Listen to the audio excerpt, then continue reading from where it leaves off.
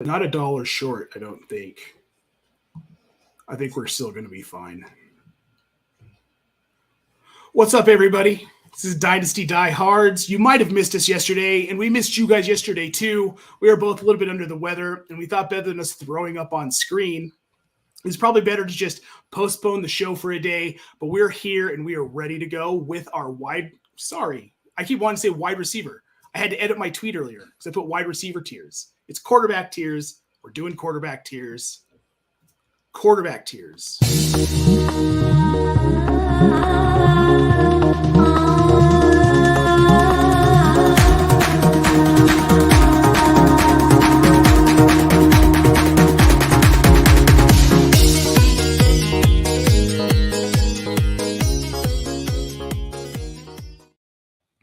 Dude, that intro song just slaps. I love it so much. That's so exciting.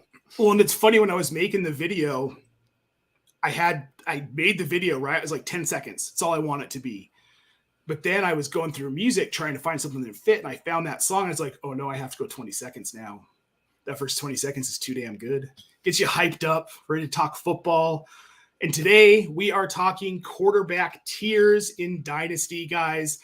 We're referencing the FantasyPros Dynasty ECR rankings for full PPR. And they're interesting.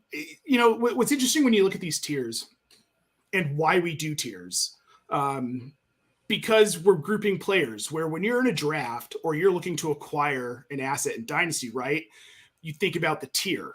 And when you think about the tier, you're like, okay, I'm willing to pay for any of the guys in this tier a certain price.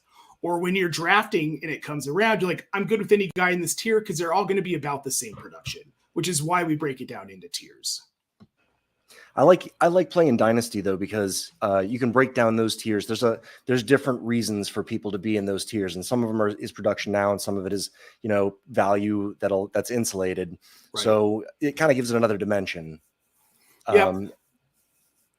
No, I completely agree. So yeah, tiers have different dimensions within them, which is going to come in later in the show when you talk about tier jumping.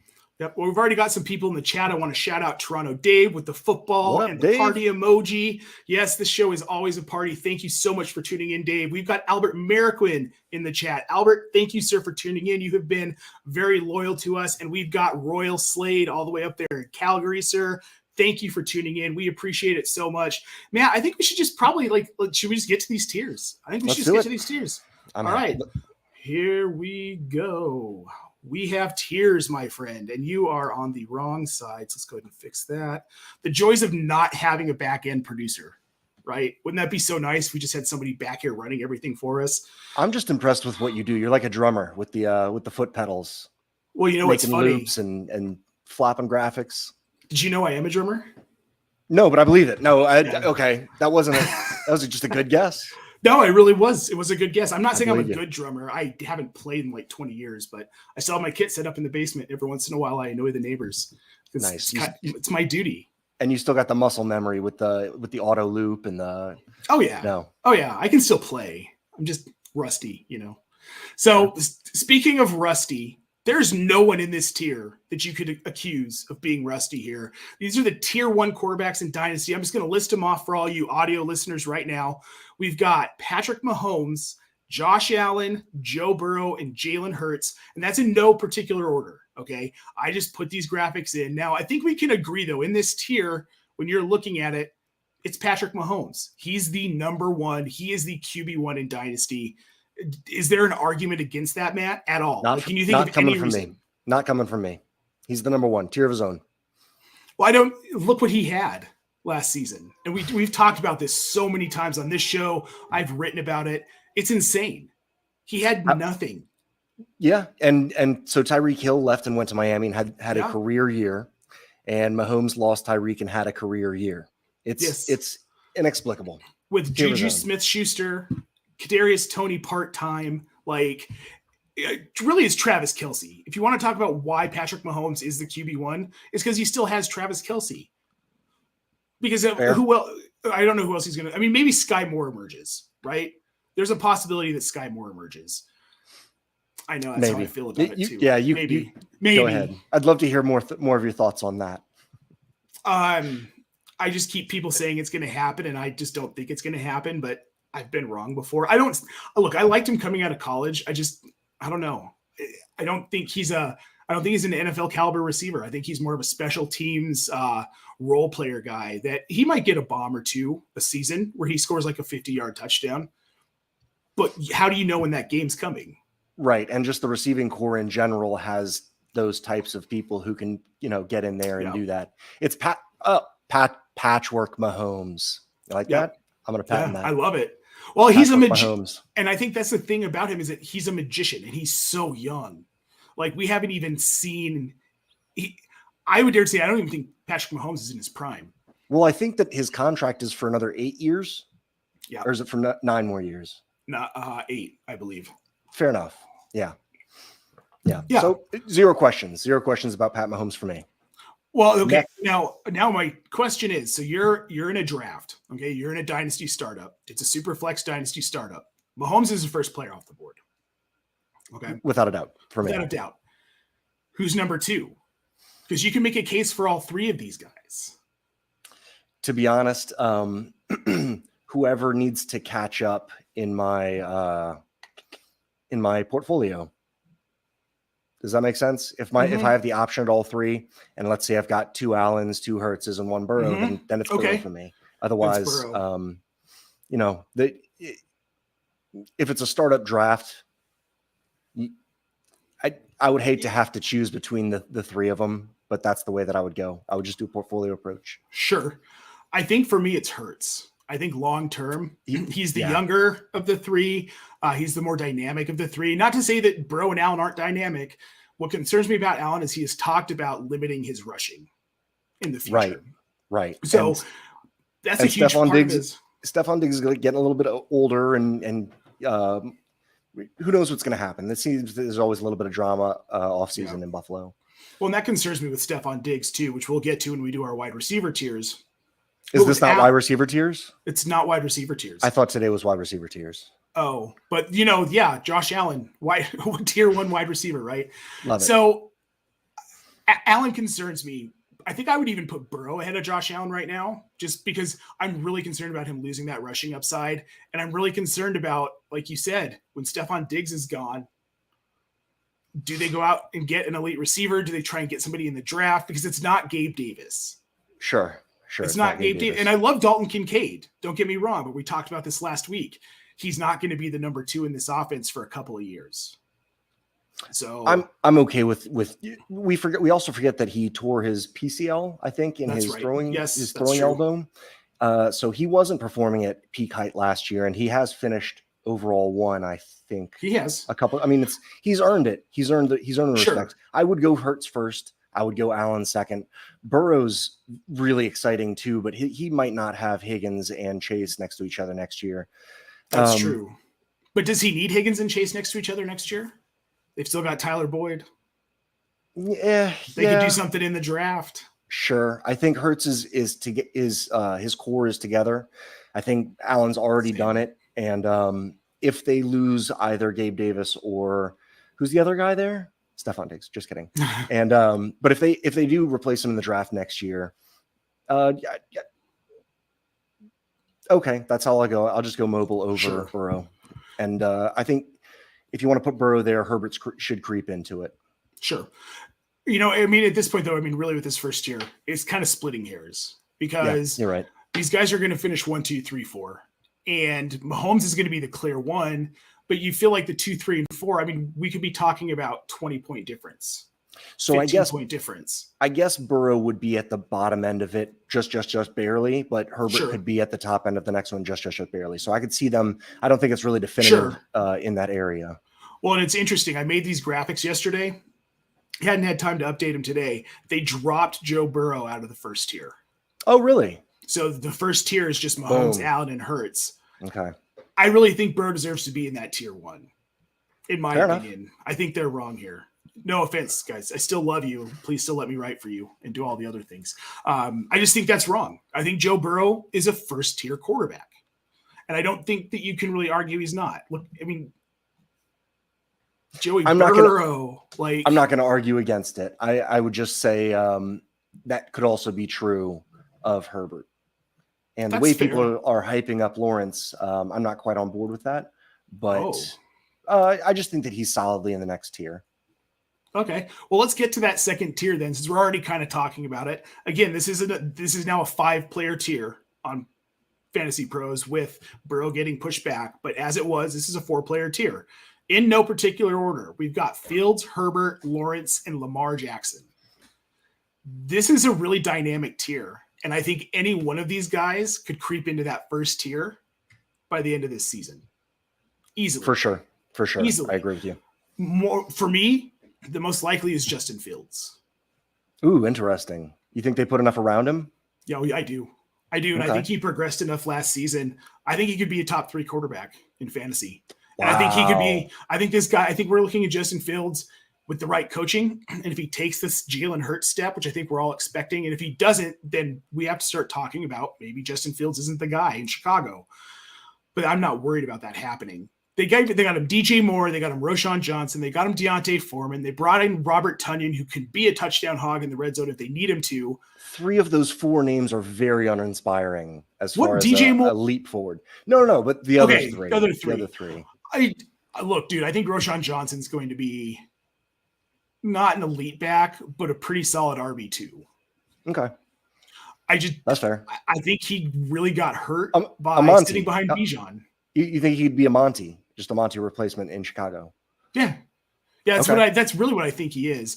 Cool. Khalil Herbert's good, but Khalil Herbert can produce with another talented back.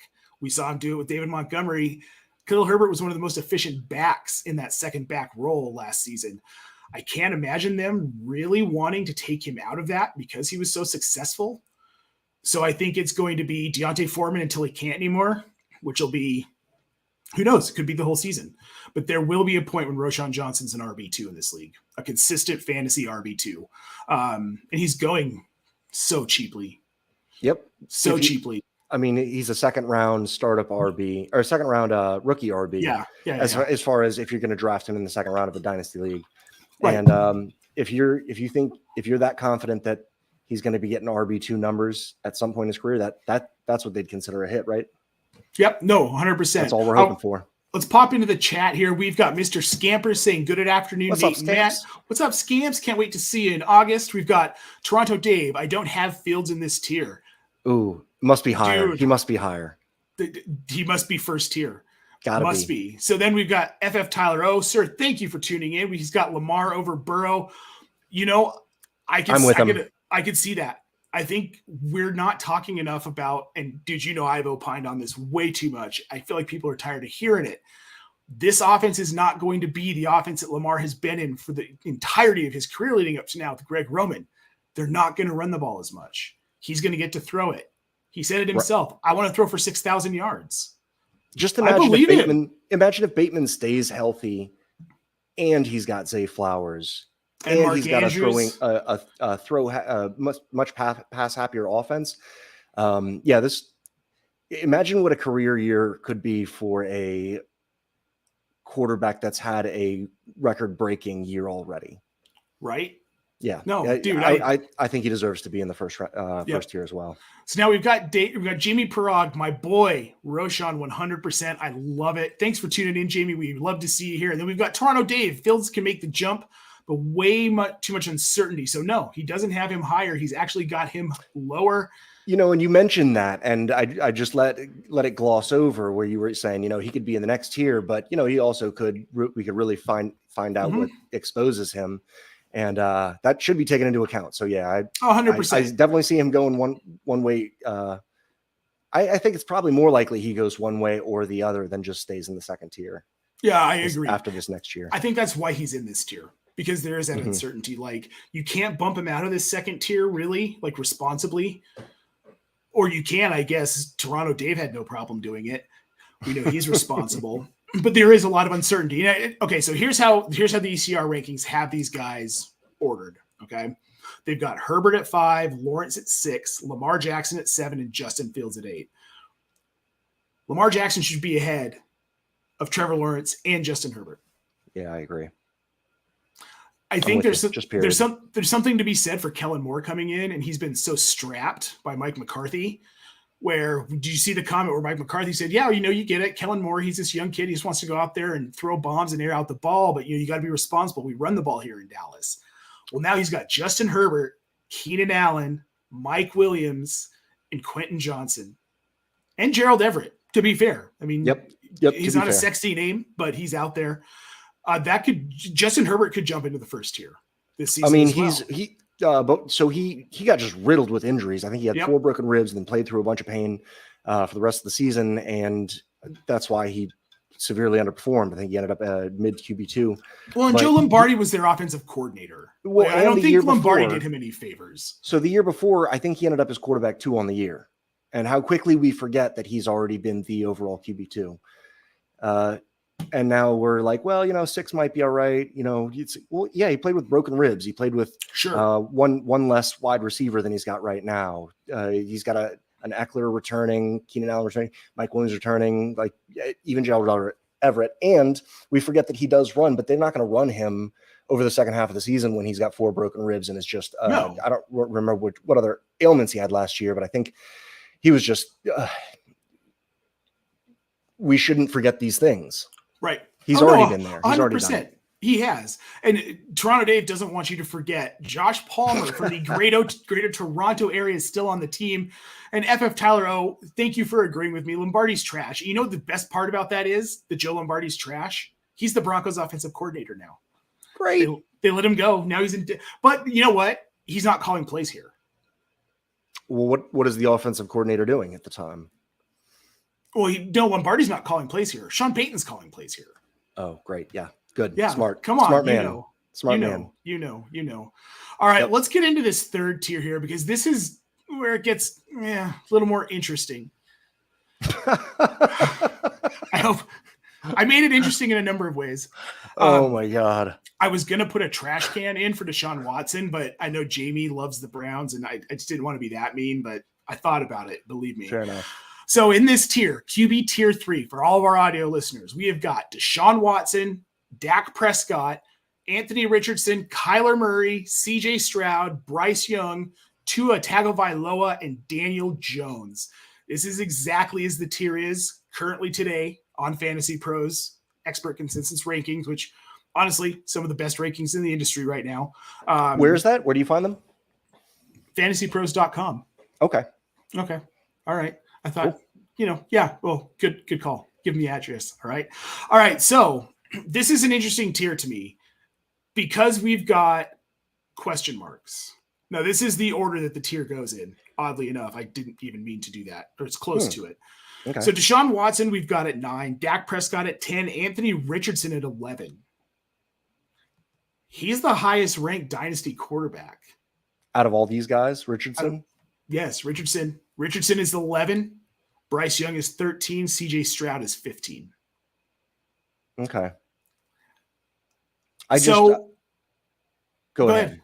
I think I just moved off of a Stroud for I want to say Tua and Kadarius Toney and a second and a third because I'm fine with that. I think that there's love of the unknown is probably the reason Anthony Richardson tops this list. But Prescott might be unsexy and safe. You may call him the condom play, but he's generally top 8, which is also what I'm hoping for Tua. So if they can just have a nice long career of QB8, I'm very happy with that in Superflex. So I just want to shout out here. Jamie said, I wouldn't mind the trash can. He's a horrible human being. Okay. Thank God I didn't offend anyone here. Next time we talk about Deshaun Watson, it'll be a trash can. Plain and simple. Deal. Okay. So here's my thing with Anthony Richardson.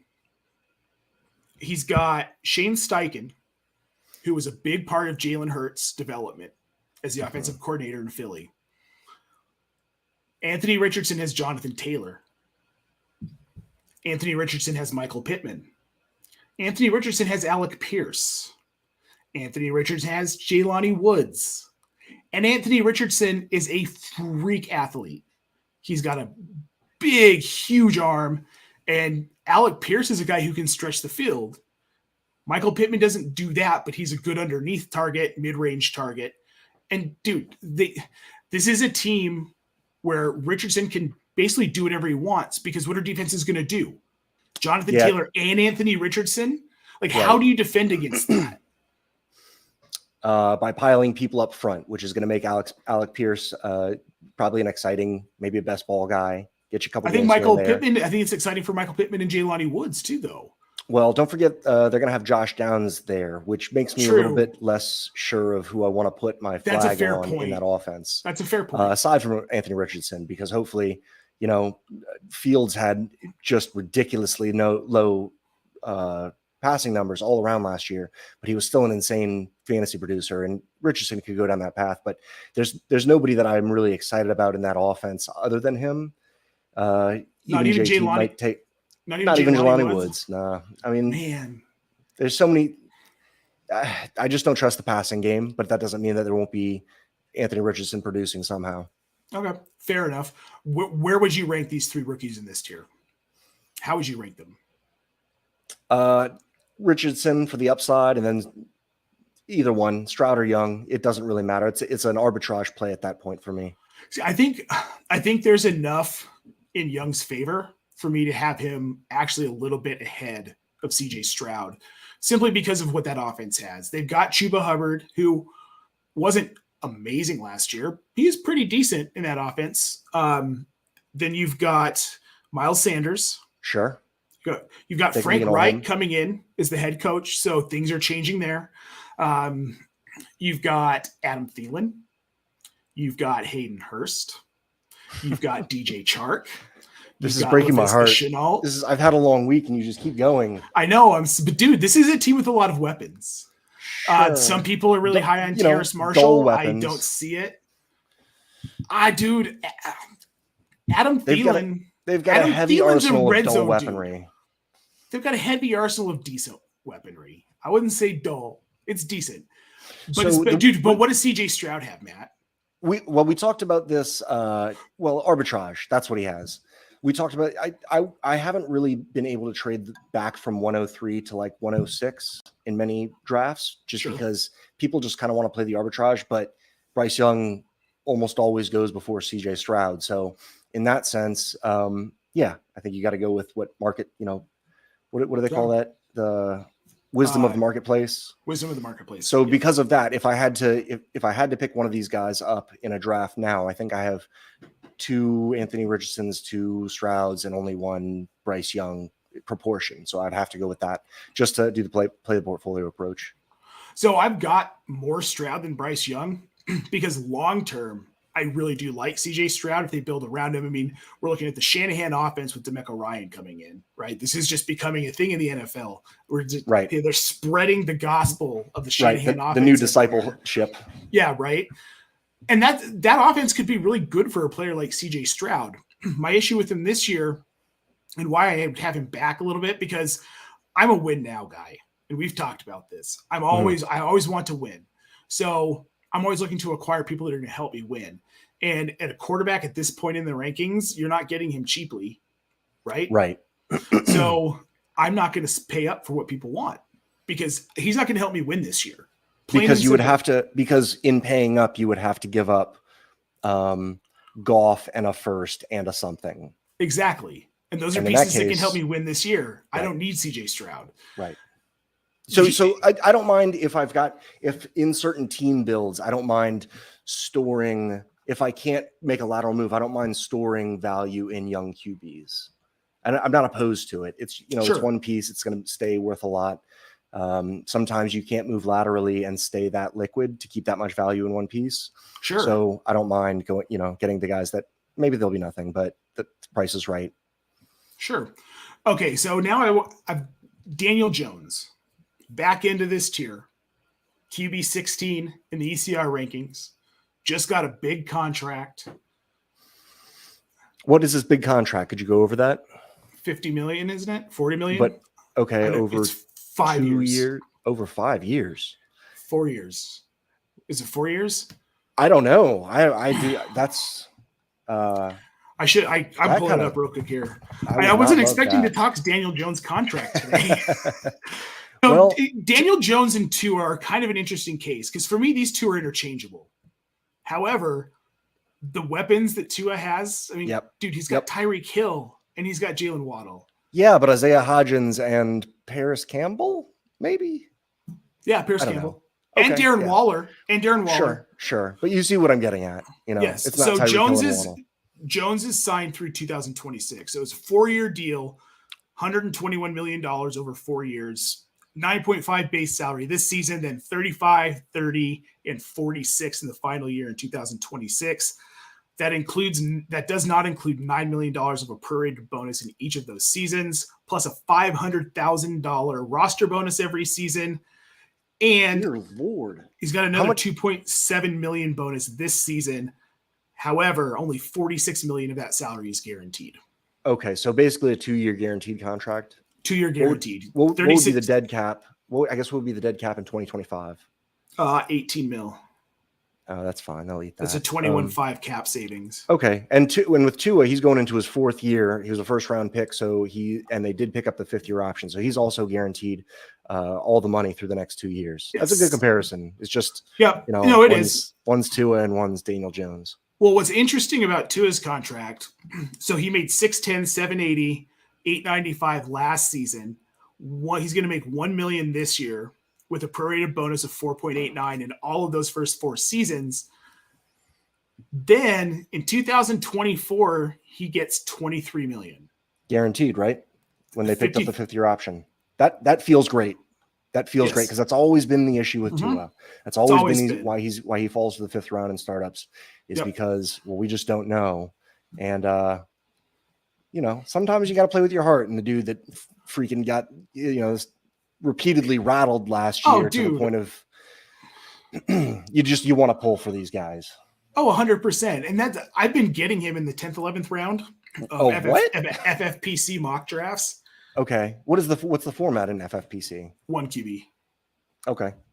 So is it dynasty or is it redraft? Is it best ball? It's redraft. It's high stakes.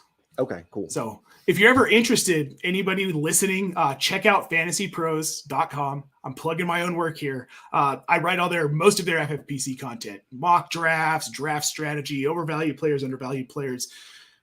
Leagues start at $35. You can win up to $1,000 a week in some of their contests just for finishing with the lead in points. This was a weird ad. I didn't mean to do. I think FFPC. So where can we find that again, Nate? That's FFPC.com. Okay. Oh, all right. Very interesting. So I think I've had enough of this tier. Yeah, I think we've talked this tier to death. I think what I would like to do is talk about some of our sleepers, man. This is why we've been sick the last 2 days, because we've been looking at the show sheet, needing to make decisions in tier 4. In tier 4. I made my decisions pretty quickly. Did you? Okay. I knew who my guys were. I live in the deeper picks. I feel like that's where the value comes, not only in drafts, but in content. And sleepers are my thing, man. I just love them. I love them. Because I love finding that James Robinson. Yeah. Like he wasn't even getting drafted in rookie drafts that year. Did you get a bunch of them? Mm-hmm. How did you, what gave it away to you? When did you, and who do you like at this point this year that you think might jump up from Nowheresville into relevance? Okay. So if Derrick Henry gets dinged up, watch out for Tyjae Spears, man. Ooh, you're the second person to tell me that this week. And I love Tyjae Spears. Dude, Seriously, watch out. Just watch out. Watch his tape. I hate to be a tape guy. But it's for real. That's part of the process. So he went to college 5 minutes from where I live. He went to college. So of course I'm going to go and look at what he did. And what he did was very, very exciting. And I guess if they're not worried about his knees, I won't worry about his knees. Yeah. He's a guy I think Sam Laporta is a guy where it's like he's still going later in drafts. I got him in a mock earlier this week on Front Yard Fantasy, as a matter of fact. And I think I got him in like the 13th or 14th or 15th round is my second tight end. That's beautiful. That is beautiful. I love it. So, but when it comes to quarterbacks, it's hard. I thought this was a wide receiver show. God, it's not a wide receiver show, man. I was told. I edited the tweet. All right. Well, I did my homework, but I did it wrong. And you can't see either version. Matt doesn't show his work here. So, okay, here are my two. Actually, I'm going to give you three from this tier 4. So first, we're going to tell you who's in tier 4. In order, we've got Kirk Cousins at 17, then Jared Goff, Geno Smith, Russell Wilson, Kenny Pickett, Aaron Rodgers, Derek Carr, Jordan Love, Trey Lance, Brock Purdy, Mac Jones, and Matthew Stafford. That's a very large tier. That takes us all the way to QB 28. Outside of that, it's Will Levis, Sam Howell, Desmond Ridder, Jimmy G, Ryan Tannehill, Hendon Hooker ahead of Baker Mayfield. Hendon Hooker. Did you make graphics of these tiers? No. If you want to go do that real quick, I can take over and you just do like 28 trash cans in a row. That sure as shit is not happening. I promise you that. 28 trash cans in a row. So this tier, I mean, Kirk Cousins is fine. He was what, QB 10 last year? Something like that? Inevitably. Yeah. Indubitably. I've been hearing that word recently like in the fantasy streets. And sometimes you can see when a word takes over. And somebody watched Princess Bride. I've heard dubious a few times this week. I heard indubitably. Yeah. I was like, wow, I kind of want to use those more. Somebody must have watched Princess Bride this week. Like that's indubitably. Indubitably. That's what it is. So then you got Jared Goff. I think Geno Smith is a guy who should be in the third tier. Honestly, that's fair. I mean, he ended up as QB5 last year. Yeah, and really, so when you're grading out players in Dynasty, when you're deciding what their value is, because it's not as easy as redraft where it's projected points. Mm-hmm. We're looking at long term. I tend to look at a 2 to 3 year window on a player. Yep, and that's fair. That's perfect. And dude, rough project out. Like this is what I think he's. It sounds like you like 1 to 3 years out, actually. Yeah. Because it depends on but when I'm talking rankings, when I'm talking not when I'm talking to my own team and my own acquisitions, when I'm talking rankings. Okay. I look 2 to 3 years out. You've got to have at least that 2 year window. Fair. It's Dynasty, right? So I look at guys like Geno Smith, where people are like, well, he's old. It's like, yeah, but he didn't play. What's up, kitty? He didn't play. He played like 6 games in 8 seasons. Sure. So there's no wear and tear on his body. Yeah. And then Pete Carroll takes care of his assets and may have, we're looking for the Pete Carroll Seattle offense bump, which he could have added 4 or 5 years this guy's career just playing in Seattle. So I really do believe he should be up the next tier. I think he should be at the high end of tier 3. Probably Kyler Murray. For all our audio listeners out there, this is what I think of Kyler Murray. His graphic on our tier 3 was a picture of him happily playing Call of Duty. Oh, I love it. I believe that Kyler Murray cares more about Call of Duty than he does about playing football. And I think he's proven that time and time again. Therefore, I want nothing to do with Kyler Murray. I have sold him in all of my Dynasty leagues. Also, look at how much of a mess Arizona is. I mean, yeah, they got rid of Cliff Kingsbury. But do we know if Jonathan Gannon's going to be a good head coach? Just because he won a Super Bowl in Philly doesn't mean he's going to be good. He could be worse than Cliff Kingsbury. So I'm perfectly happy buying Kyler Murray at this point because I don't expect anything from him this year, not even for a single game. No. I'm not betting on him to have a single game anywhere. Geno's actually a great pairing with Kyler Murray, just in case anything happens, because you do want to kind of tip him up into that tier above. Right. And he might have a couple years, but I had trouble deciding you wanted to talk about sleepers in this range. So maybe we should wait on that. But I had a lot of trouble deciding between a few guys in that range. And sure. Maybe we can ignore the 32 years old a little bit, but I think we can. Yeah. Aaron Rodgers is 39. That is knocking on the door. Yeah. Aaron Rodgers is just 4 spots behind him in these ECR rankings. Okay. Well, this is the way that you felt about Kyler Murray was kind of the way that I'm fine with Kyler Murray if I can trade Stroud or Young for him straight up. Sure. Because we've just seen the ceiling.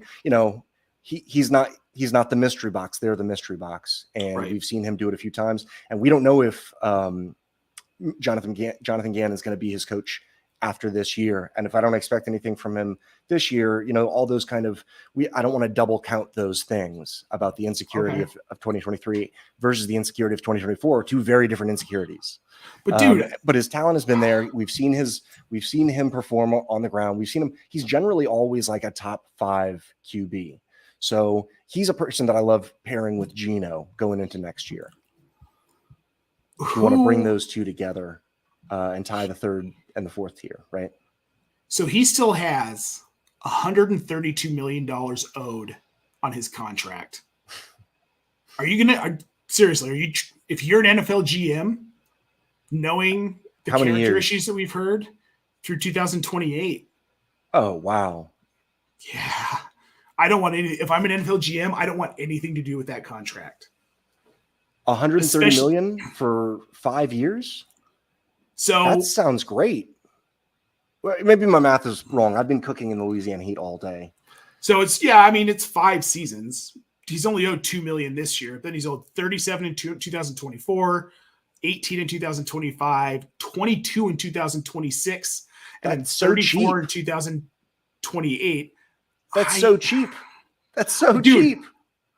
That's I understand that. But then what? He has one good season and he says, I want more money or I'm not playing. Then do we run into that whole situation? I'm just saying. Nah. I'm just saying. Fair enough. I'm just saying. I could be totally wrong on this. Well, I just don't think I am. We were comparing him to CJ Stroud and Bryce Young in the same tier. Yeah. And I think that's I would like to pivot up to Kyler. It sounds like you think it's a pivot down to Kyler. Yeah. But I did allude to Goff earlier as a sleeper in the 4th round that I think could be the one to make his way up to the next tier, surprisingly, up into tier 3. I just wanted to trick you into agreeing that he's just as good of a quarterback as one of the tier 2 guys. If he's a first and a second round difference, then that's a much tighter gap in capital that you'd have to pay to move off of one of those guys. Does that make sense? Yeah. So that's why I'm making my argument for him, because I really had a lot of trouble trying to think of who could be a sleeper in this round. The only names that really stood out to me were, Trey Lance, but that's a big if. That's a huge and then if. The rest of the guys that I considered were Russell Wilson, who I think he's going into his 35-year-old season. Kirk Cousins, I think, is 34. Who are you talking about? Geno's 32. It's just age. Goff is only 28. Age. Yeah, it is. So people forget that. People do forget that. This time next year, he's also the one who's with the least security of his contract, other than Kirk Cousins, who somehow magically gets these 2-year guaranteed contracts every single time. So I'm not too worried about him either. But so Goff could rise into the next level if he stays doing what he did, and he's 28 years old, and they lock him up to a long-term contract because he gets them into the 25th pick of next season's draft. And they're just like, well, guess we're with Goff. And if he gets a bigger contract at his age, he's the person that I think could step up into the next round. And I think he went more with youth, where same reason that I saw a cap on ceiling for the older fellas. Sure. Dude, I love Jared Goff. I love Jared Goff this season. I talked about this on FYF. He's only 28. Mm-hmm. And when he was his best, he had Todd Gurley. They just gave him Jahmyr Gibbs, and David Montgomery, who is no slouch. Sure. They're no Todd Gurley, of course, because that's a once a decade type. How's their offensive line? It's getting better. Yeah, it has been. They've been building a really strong franchise, and their defense is really good. So they're going to have the luxury of not playing from behind. I think Jared Goff, I like that luxury in fantasy, though. I like that. But no, okay. So you're right. So as far I do and I don't. As far as them succeeding next year as an NFL team, yeah, of course. Yeah. And I think Goff is going to be. I think he's a solid high-end QB2, if not a back-end QB1, just in redraft at the end of the season. I would be so happy if I could root for Goff as the same way that I've rooted for Cousins, begrudgingly over the last 2 or 3 years. I'd much rather have. Sure. Did you see Goff? He did he did a prank show where he showed up as a new recruit in college, and they did a practice where he took the team away from the established quarterback, and everybody's like, what the fuck? But then he's throwing these bombs, and everybody's like, yeah, well, but and then he comes out, he's like, no, I'm actually Goff, I'm not taking over. He was like, oh, thank God. Yeah, I did see that. Dude, he has got a hell of an arm. He seems like the anti-Riz, but what if in fact Detroit's just fun? Detroit is fun. Detroit's a fun team, and I'm very much looking forward to watching them this season. I like Dan Campbell's attitude. Everybody loves Dan Campbell's attitude. How do you not root for that guy? There are people that don't like it. I can't believe he did it this long. But honestly, that's just because everybody's. Hey, how is everybody pointing at that dude as the underdog? Just look at him. Man. Look at that masculine man. I don't know. Damn straight. All right, guys. Well, I think on that note, after talking about how we think Dan Campbell is such a masculine man, we're going to get out of here. Guys, thank you for everyone who tuned in. It was a great show. We hope that our advice is helping you get ready for the 2023 season. Our goal is to help you win your leagues. Our DMs are always open. You can email me at natepolvogt@gmail.com. Matt, DM him. I'm sure he'd be open to talking to you guys. We're just here to help. Like I said, make sure you like and subscribe to the Razzball channel so you don't miss an episode. You can set notifications for our shows. And guys, we'll see you next week.